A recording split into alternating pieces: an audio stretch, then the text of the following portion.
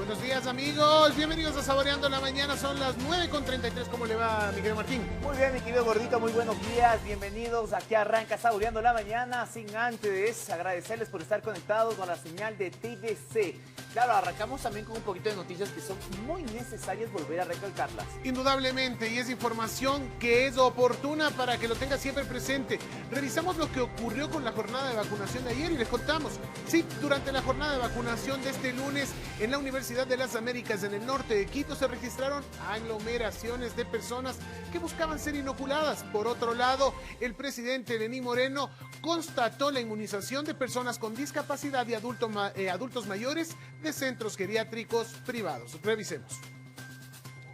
Así lucieron los exteriores de las instalaciones de UTLA Park al norte de Quito, con largas filas de personas que buscaban la inoculación.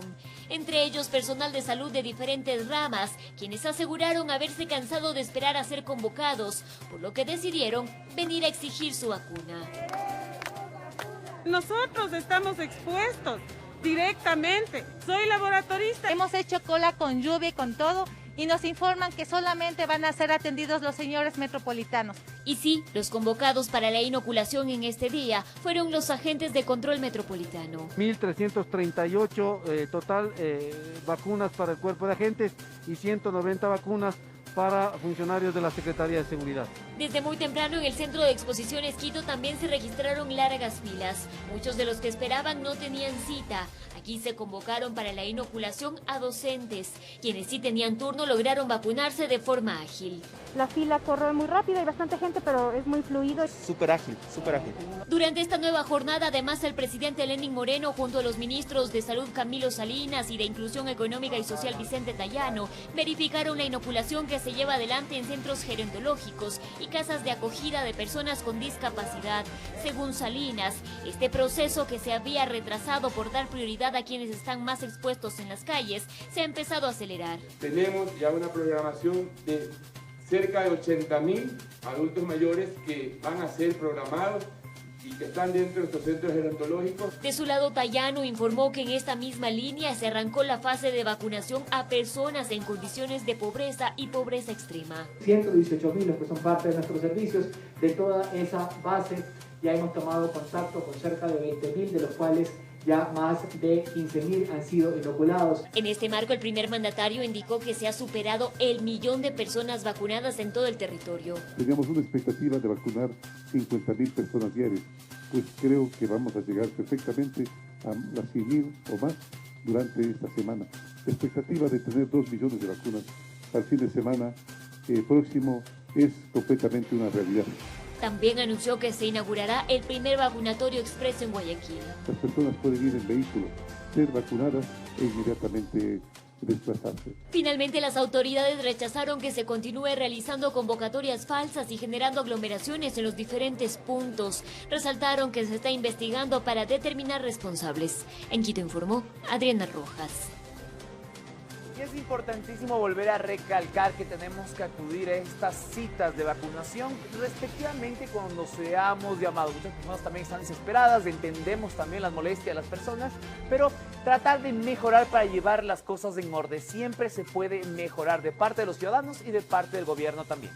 Tratar de tener un poco de paciencia también, una recomendación, una petición, es un poco inevitable tratar de cambiar ciertas cosas, tratar de tener paciencia, evitar aglomeraciones, sobre todo seguirnos cuidando cada vez más. Seguimos, Martín. Claro que sí, mi querido Gordito, tenemos más información para ustedes y por especulaciones y la alta demanda, Ecuador prohibirá la exportación de oxígeno medicinal. El costo máximo de la recarga se fijó en $60. El objetivo es que se asegure su abastecimiento para el tratamiento de pacientes COVID. Veamos la nota. Por la alta demanda de oxígeno medicinal en el país ante el aumento de pacientes COVID que desarrollan cuadros de la enfermedad graves que requieren de este insumo para evitar complicaciones en su salud y por pedido de gobernaciones e intendencias para evitar las especulaciones, las autoridades toman acciones. Con la finalidad de dejar en firme ya la prohibición de la exportación de oxígeno medicinal, salvo los temas humanitarios de Estado a Estado y también hemos incorporado algunos contratos que hayan tenido con fecha anterior. Lo que falta es que el Ministerio de Salud extienda un requerimiento al Ministerio de Producción y de esta manera quede en firme y se asegure la existencia del producto medicinal para abastecimiento interno. Además, se dio a conocer los techos que se han fijado. Los 6 metros cúbicos no pueden pasar de $36,20, los 8 metros cúbicos con $48 y los 10 metros cúbicos con $60. La saturación de hospitales ha hecho que muchas personas sean atendidas en viviendas, lo que ha generado una mayor demanda de oxígeno medicinal, disparando su precio. Actualmente las casas de salud en provincias con el mayor índice de contagio no tienen respiro. Mayor ocupación cama es El Oro, Tungurahua, Azuay, Cotopaxi, Loja, Guayas y Chincha. Son 300 personas en el país que están a la espera de una cama en cuidados intensivos. Si bien la lista disminuyó en comparación con la semana anterior, los hospitales trabajan al límite de su capacidad. Continuamos con una gran cantidad de pacientes en el área hospitalaria y en el área también de unidad de cuidados críticos. Las autoridades recomiendan mantener las medidas de bioseguridad cuando en el país circulan más de 5 variantes. De acuerdo al registro del Ministerio de Salud, 388.046 personas están contagiadas de COVID en el país. Informó Priscila Cadena. Reiteramos esta información que se dio hace instantes. Ya se ha fijado un precio límite, un precio tope que será de $60. Escuchábamos también al director del COE, al coronel Juan Zapata, que decía y daba algunas de las tarifas. Hay que parar, hay que detener la especulación, sobre todo aquellas personas inescrupulosas que ponen o fijan precios a su antojo. Ya claro está normado.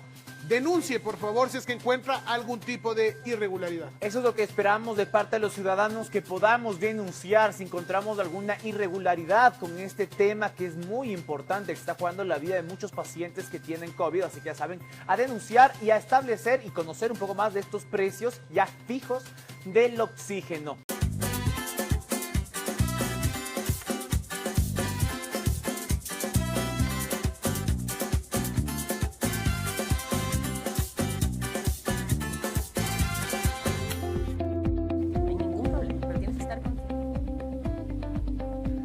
El asma y el COVID, una inquietud que seguramente tienen muchos pacientes que padecen esta preexistencia. Hoy nos acompaña el doctor Hermes Rivero, neumólogo. Bienvenido, doctor, gracias por su presencia. ¿Qué pasa en esta situación? Hay mucha inquietud con pacientes que padecen asma versus la posibilidad de contraer la enfermedad. Bienvenido. Sí, es muy importante saber que como toda enfermedad crónica, ¿no?, va a tener muy en cuenta el control que esté sobre esta enfermedad.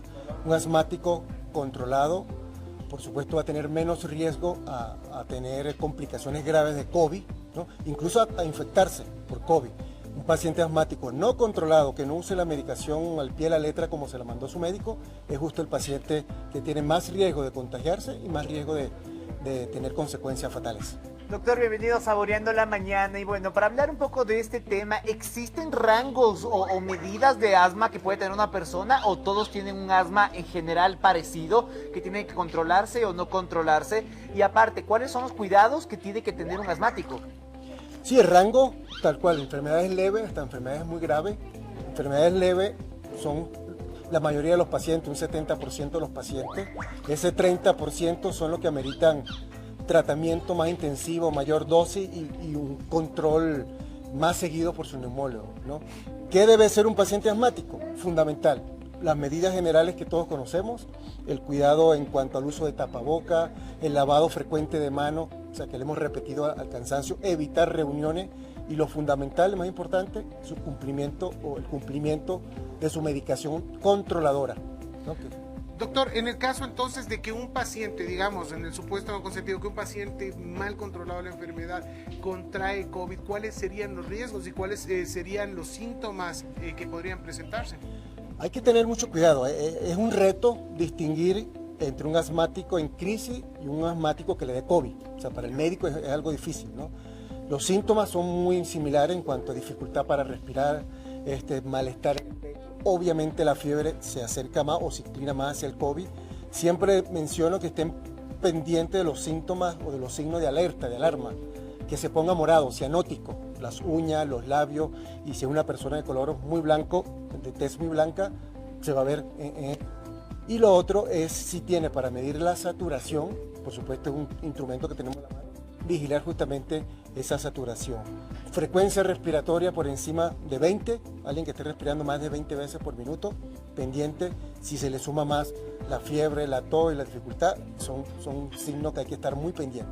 Hay que tener mucho cuidado con este tema si usted es una persona asmática. Pero doctor, últimamente yo he visto muchas campañas a nivel mundial de este aparatito famoso que usan los asmáticos, de este como spray, como oxígeno que utilizan, que están haciendo campañas más o menos como para que la gente no se vuelva tan dependiente de eso, porque el día que les va a faltar, pues ahí van a tener muchos problemas con esto. ¿Qué opinas tú al respecto? ¿Nos puede contar al tema? Sí, hoy justo es el Día Mundial del Asma. Es una iniciativa por la Organización Mundial de la Salud y la guía GINA para eso, para dar a entender, a conocer lo que es la enfermedad.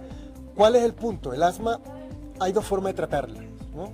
Las crisis asmáticas, donde el aparatito común que conocemos, azulito, el salbutamol, que es el medicamento, es lo que se utiliza, es lo que está indicado.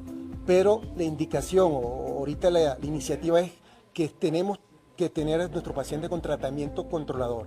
¿Y cuál es eso? Son los esteroides inhalados, o sea, los corticosteroides inhalados, que son los que van a disminuir la inflamación en esa vía aérea, y el paciente que esté controlado y con esa medicación, que lo use cada 12 horas o una vez al día, dependiendo de la molécula que esté indicada, va a estar completamente normal. Sin duda, cada paciente es un mundo aparte, doctor. ¿Cuáles serían entonces sus recomendaciones en medio de esta pandemia para las personas que presentan asma? Sí, seguir cuidándonos, es importante seguir cuidándonos, que use de manera regular su medicación, acudir a su médico en cualquier signo de alarma, y a medida que tengamos disponibilidad de vacunarse, por supuesto que acuda a su vacunación para ya estar protegido la mayor cantidad de personas. Eso es importantísimo, ¿no? ¿Y cuáles son los errores principales que usted ha visto en pacientes, que digamos pacientes mal portados, por llamarlo así? ¿Cuáles son los primeros errores que cometen? Quizás fumar o ciertos alimentos que no les convienen. Sí, en primer lugar, no usar la medicación. Fumar, pareciera una locura que el paciente asmático fumara. Sí fuma, sí, hay un porcentaje importante, altísimo, que fuma. Una dieta adecuada, pacientes con cierto grado de obesidad y es asmático tienen una condición que perjudica el control de la enfermedad. Los alimentos va a depender de cada quien. Los mariscos le pueden hacer mal a otro, frutas cítricas le pueden caer mal, va a depender en cierto modo de cada personaje, de cada paciente, pero bueno, es cuestión ahí de distinguir qué me afecta como tal. Perfecto. Muchísimas gracias, agradecemos la comparecencia del doctor Hermes Rivero junto a nosotros, especialista justamente en este tema, no descuidarse de todas estas recomendaciones que se puede dar más aún en un tema de pandemia.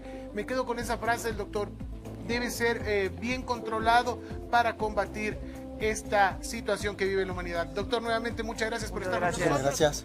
Y seguimos con más. Esto es Detrás de la Voz.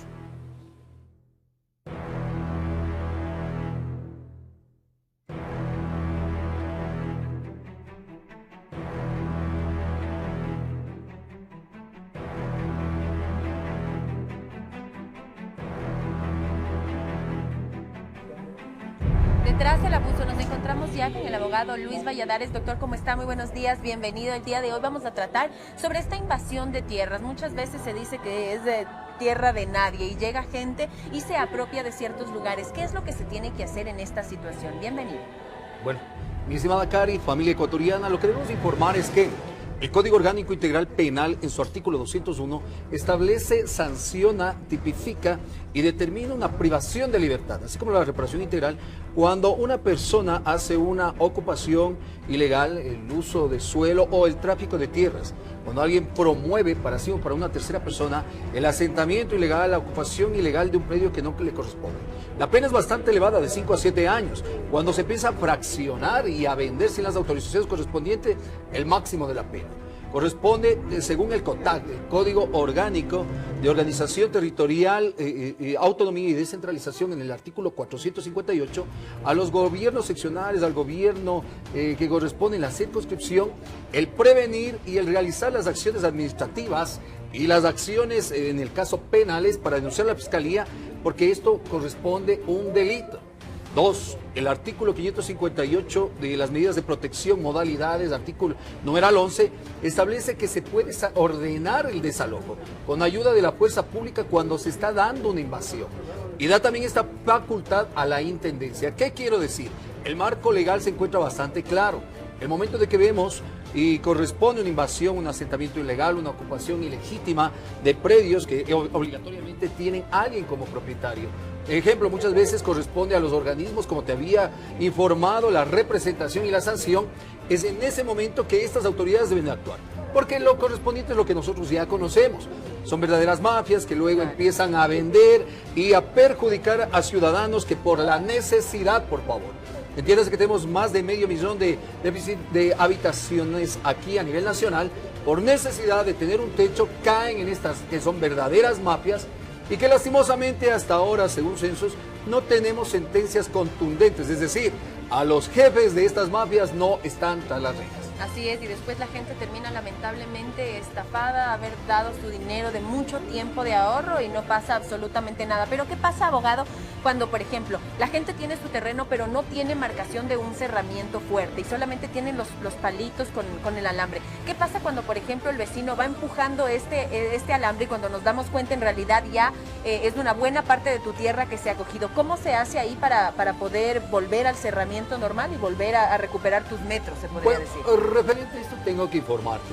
El espectro referente a la reclamación y defensa de propiedades va desde, ejemplo, lo que tú me dices, tenemos que ver siempre el detalle, la escritura, el certificado de propiedad, para ver cuál es la característica individual de tal o cual caso. ¿Por qué te informo eso? Digamos que el vecino se pasó, tenemos que hacer un proceso de linderación. Sí, ante un juzgado civil se hace una inspección ocular y se determina en base a la escritura y la inspección ocular cuáles son los verdaderos linderos. 2. Existe problemas, por ejemplo, que se tiene en base a copropietarios, que son copropietarios en base de un 100%, y alguien que tiene el 10%, es decir, determinada cantidad, se coge el 50%. Ajá. Ahí toca hacer una partición, o decir, una partición de bienes, porque ningún copropietario está obligado a la indivisión. 2, o sea, siempre es la fórmula, porque te puedo decir que existen casos dentro de los cuales hay personas que han ocupado la propiedad de otra persona. Y analizando el caso concreto, por eso es bastante importante el asesoramiento legal de un profesional ha ocupado, uno tiene que hacer un proceso, por ejemplo, de reivindicación de dominio. Es aquella persona que reclama con el justo título la devolución con la orden judicial de su predio. Okay. Así como un amparo posesorio cuando alguien te afecta la posesión que has tenido, o la determinación y reclamación de una prescripción extraordinaria adquisitiva de dominio cuando tú ya has vivido más de 15 años como amo, dueño y señor. Perfecto. Con las determinaciones de la ley. Muy bien, abogado. Muchísimas gracias por haber estado junto a nosotros el día de hoy.